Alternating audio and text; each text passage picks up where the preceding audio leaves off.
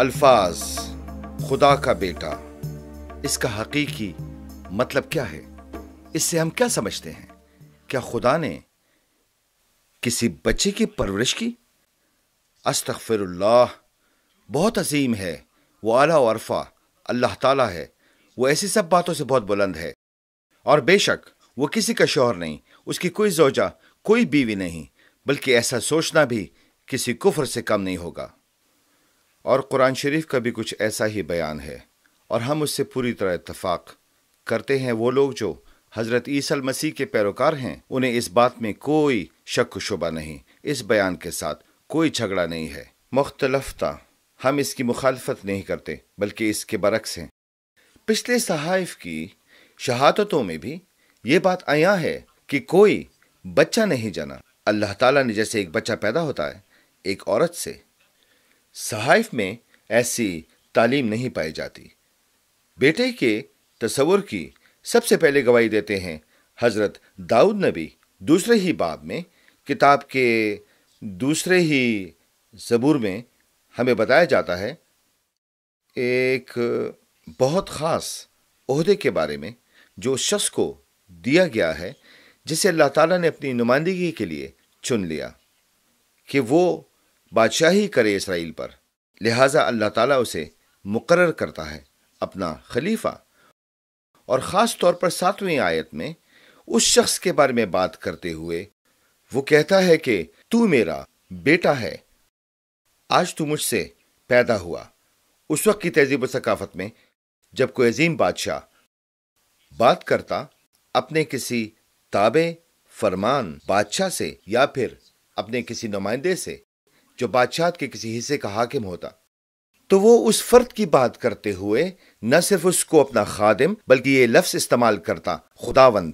لیکن اکثر اوقات ان تعلقات کو ایک بڑے بادشاہ کے دوسرے بادشاہ کے ساتھ تعلق کو اس طرح بیان کیا گیا جیسے باپ اور بیٹا اور بیٹا اور باپ۔ اور اس زبور میں ہمیں کیا نظر آتا ہے؟ 3 خیالات کو ایک میں سمویا گیا ہے۔ وہ مسیح ہے، وہ مسح کیا ہوا ہے، بادشاہ ہونے کے لیے مسح کیا ہے۔ آپ بادشاہ ہو، آپ میرے نمائندے ہو، آپ خلیفہ ہو، اور مزید یہ کہ آپ کو بیٹا کہا گیا، آپ کا ایک خاص تعلق ہے۔ ان تینوں کو ایک میں سمویا گیا، مسیحا، بادشاہ، بیٹا۔ قرآن مجید میں مثال کے طور پر سورۃ المومنین کی آیت نمبر 91 میں ہمیں صاف طور پر بتایا گیا ہے کہ نہیں، اللہ تعالیٰ نے کسی بیٹے کو جنم نہیں دیا، کسی بیٹے کو جنم نہیں دیا اللہ تعالیٰ نے۔ پھر یہ مزید وضاحت کرتی ہے ایک جگہ اور، سورۃ الانعام آیت 101، اس کی اولاد کہاں سے ہو جبکہ اس کی بیوی ہی نہیں۔ عربی میں بیٹے کے لیے 2 الفاظ استعمال ہوئے ہیں، ایک لفظ ہے ابن اور دوسرا لفظ ہے ولد۔ ابن ایک وسیع اصطلاح ہے جو اکثر مجازی طور پر استعمال ہو سکتی ہے، جس کا مطلب انسانی جسم سے پیدائش نہیں۔ قرآن مجید خود اس مجازی اصطلاح کو سورہ البقرہ کی آیت نمبر 215 میں استعمال کرتا ہے، جہاں مسافروں کو ابن السبیل یا راہ کے بیٹے کہا گیا ہے۔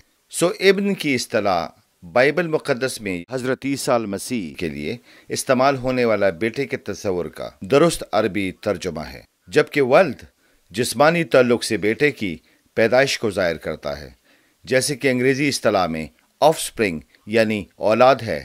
ولد تعلق کی ایک اصطلاح ہے جس سے قرآن مجید منع فرماتا ہے، کیونکہ ابن کے برعکس ولد کا مطلب ہے جسمانی طور پر اولاد کی پیدائش ہونا۔ اور جب حقیقت میں ہم آیات کا جائزہ لیتے ہیں تو یہ واضح ہو جاتا ہے کہ بیٹے کا نظریہ جس سے قرآن مجید انکار کرتا ہے، یہ وہ نہیں ہے جس کی تعلیم انجیل شریف دیتی ہے، بلکہ یہ ایک گستاخانہ خیال ہے کہ اللہ تعالیٰ نے ایک بیوی لی اور جسمانی بیٹا پیدا کیا۔ استغفر اللہ۔ اس طرح کوئی اختلاف نہیں انجیل شریف اور قرآن مجید میں نظریے پر، یہ ایک جیسا ہی ہے، کیونکہ یہاں بات جسمانیت کی نہیں ہو رہی، کیونکہ وہ ممنوع ہے، بلکہ ایک خاص تعلق کی بات ہو رہی ہے۔